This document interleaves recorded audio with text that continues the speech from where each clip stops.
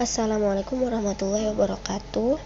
Dalam video kali ini kita akan membahas mengenai lintasan dan sirkuit Euler, kemudian lintasan dan sirkuit Hamilton, serta pencarian jalur terpendek.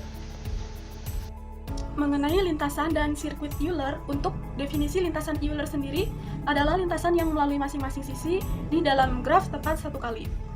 Bila lintasan tersebut kembali ke simpul asal, kemudian membentuk lintasan tertutup atau sirkuit, maka lintasan tertutup itulah yang dinamakan dengan sirkuit Euler. Jadi, untuk mendefinisikan sirkuit Euler sendiri adalah sirkuit yang melewati masing-masing sisi tepat satu kali. Kemudian graf yang mempunyai sirkuit Euler ini disebut sebagai graf Euler, sedangkan graf yang mempunyai lintasan Euler disebut graf semi Euler. Untuk contohnya, bisa kita perhatikan pada gambar berikut. Nah, pada di keterangan terdapat bahwa A dan B ini merupakan graf yang mempunyai lintasan Euler atau graf semi Euler. Bukti terkait lintasan Euler pada gambar A itu dimulai dari lintasannya dimulai dari 3, kemudian ke 1, kemudian ke 2, kemudian ke 3, kemudian ke 4, dan kemudian ke 1. Atau bisa juga lintasannya dimulai dari 1, jadi 1 ke 2, kemudian ke 3, kemudian ke 1, ke 4, lalu ke 2. Di sini sama-sama tidak kembali ke simpul asalnya. Namun, ada beberapa yang mengunjungi simpulnya lebih dari satu kali, seperti pada simpul 3 dan juga simpul 1. Hal tersebut diperbolehkan karena dalam konsep dasar lintasan Euler, yang hanya diperbolehkan mengunjungi satu kali adalah sisi. Atau untuk contoh sirkuit Eulernya, kita bisa perhatikan pada gambar C. Nah, pada gambar C dan D ini, gambarnya merupakan graf yang mempunyai sirkuit Euler atau graf Euler. Bukti terkait lintasan Euler pada graf gambar C, jika kita berangkat dari 1, ternyata diperoleh sirkuit Euler, yaitu 1 ke 2, kemudian ke 3, kemudian ke 4, kemudian ke 7, kemudian ke 3, kemudian ke 5, lalu ke 7, ke 6, kemudian ke 5, kemudian ke 2, kemudian ke 6, kemudian ke 1. Nah, karena harus kembali ke simpul asalnya, maka kembali lagi ke 1. Di sini, setiap sisi dikunjungi satu kali, walaupun ada beberapa simpul yang dikunjungi lebih dari satu kali, yaitu pada 7, 5, dan juga 6. Kemudian, kita perhatikan pada gambar graf E dan F. Graf yang ini tidak memiliki lintasan dan sirkuit Euler, jadi kalau kita mencoba melewati sisi gambar graf tersebut, terdapat sisi yang dilewati lebih dari satu kali. Syarat cukup dan perlu mengenai keberadaan lintasan Euler maupun sirkuit Euler di dalam suatu graf sangat sederhana yang kita temukan ketika Euler memecahkan masalah jembatan Morisberg yang dinyatakan dengan diimplikasi dalam teorema berikut. Di sini ada teorema A1, graf terhubung tak berarah G adalah graf Euler atau memiliki sirkuit Euler jika dan hanya jika setiap simpul di dalam graf tersebut berderajat genap. Jadi, ketika membuat graf yang memiliki sirkuit Euler harus memenuhi kondisi graf harus terhubung dan semua simpul pada graf berderajat genap. Nah, jika lintasan yang dilalui tidak membentuk sirkuit, maka lintasan yang terbentuk adalah lintasan terbuka yang disebut sebagai lintasan Euler. Di sini, simpul awal tidak sama dengan simpul akhir. Baik simpul awal maupun akhir di dalamnya lintasan Euler berderajat 1 atau ganjil. Karena itu, agar sebuah graf mempunyai lintasan Euler, tetapi bukan sirkuit Euler, maka graf tersebut harus memiliki tepat 2 buah simpul berderajat ganjil. Nah, persyaratan ini dinyatakan dalam teorema A2, yang bunyinya graf terhubung tak berarah G adalah graf semi Euler, memiliki lintasan Euler jika dan hanya jika di dalam graf tersebut terdapat tepat 2 simpul berderajat ganjil. Nah, grafik yang memiliki sirkuit Euler pastinya mempunyai lintasan Euler, tapi tidak sebaliknya. Jika membuat graf yang mempunyai lintasan Euler tanpa membentuk sirkuit, maka harus dipenuhi kondisi graf harus terhubung dan juga graf memiliki tepat 2 buah simpul berderajat ganjil. Bismillahirrahmanirrahim. Kita lanjut pada pembahasan yang selanjutnya, yaitu lintasan sirkuit Euler graf berarah. Nah, di sini pada gambar yang A, graf berarah mempunyai sirkuit Euler, yaitu dari simpul A ke G, lalu ke C, lalu ke B, lalu ke G, lalu ke E, lalu ke D, lalu ke F, lalu ke A. Nah, di sini dikatakan sirkuit Euler karena titik awal dan titik akhirnya yaitu simpul awal dan simpul akhirnya itu sama, yaitu A.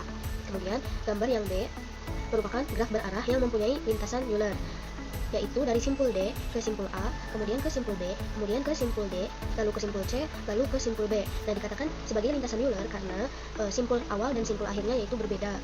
simpul awalnya D dan simpul akhirnya B. Kemudian gambar yang ketiga yaitu merupakan graf berarah yang tidak memiliki lintasan dan sirkuit Euler karena setiap simpulnya itu berderajat ganjil. Nah, di sini hanya diperbolehkan yang berderajat ganjil itu hanya diperbolehkan ada 2 simpul, sedangkan ini keempat-empatnya itu berderajat ganjil. Kita lanjut pada pembahasan berikutnya yaitu mengenai lintasan dan sirkuit Hamilton.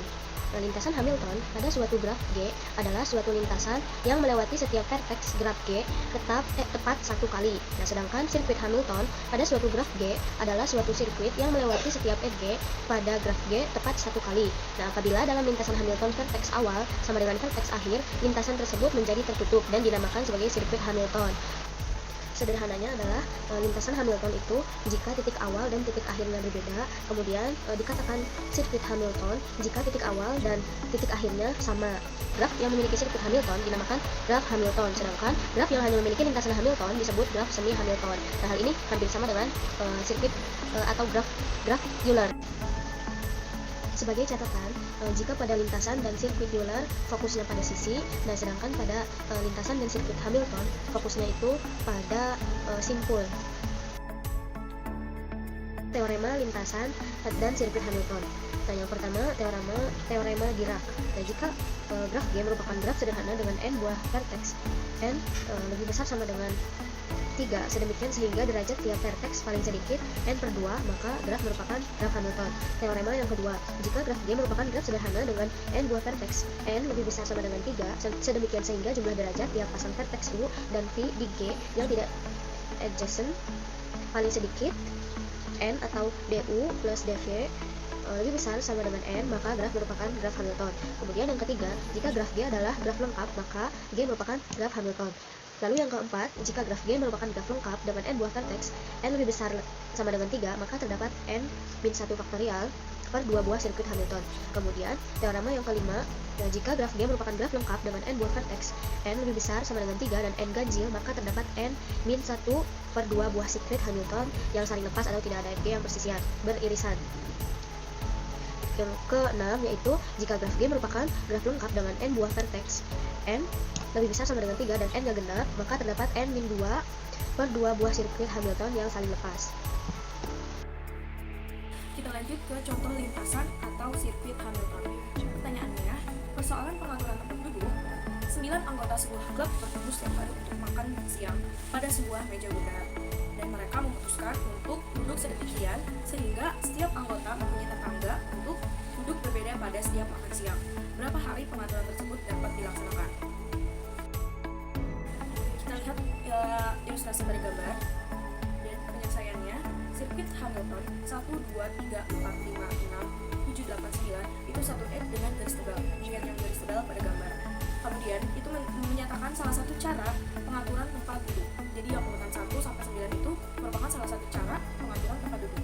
Pada formasi ini, atau yang 1 bertetangga kiri dengan 2 dan bertetangga kanan dengan atau yang 9, atau yang 2 bertetangga kiri dengan 3 dan bertetangga kanan dengan atau yang 1, dan seterusnya. Jadi itu salah satu cara pengaturan tempat duduk yang melalui garis tebal. Kemudian sirkuit Hamilton 1, 5, 9, 4, 8, 3, 7, 2, 6, 1 satu edge dengan garis tipis. Dilihat garis tipisnya, dilihat pola garis tipisnya dimulai dari 1, kemudian ke 5, ke 9, ke 4, ke 8, ke 3, ke 7, 2, 6, kemudian berakhir lagi di 1. Nah, satu edge garis tipis ini menyatakan salah satu cara yang lain untuk mengatur tempat duduk. Pada formasi ini, atau yang 1 bertetangga kiri dengan yang 5 dan bertetangga kanan dengan atau yang 6. Nah, kemudian atau yang 2 itu bertetangga kiri dengan 6 dan bertetangga kanan dengan atau yang 7, dan seterusnya. Jadi yang garis tipis ini juga merupakan salah satu pengaturan tempat duduk. Nah, jadi pengaturan tempat duduk berbeda ada caranya 9-1 dibagi 2 sama dengan 4. Oleh karena itu, atau yang dalam klub tersebut dapat bertemu dalam 4 hari dengan selalu berganti tetangga duduk. Dilanjut, pencarian jalur terpendek.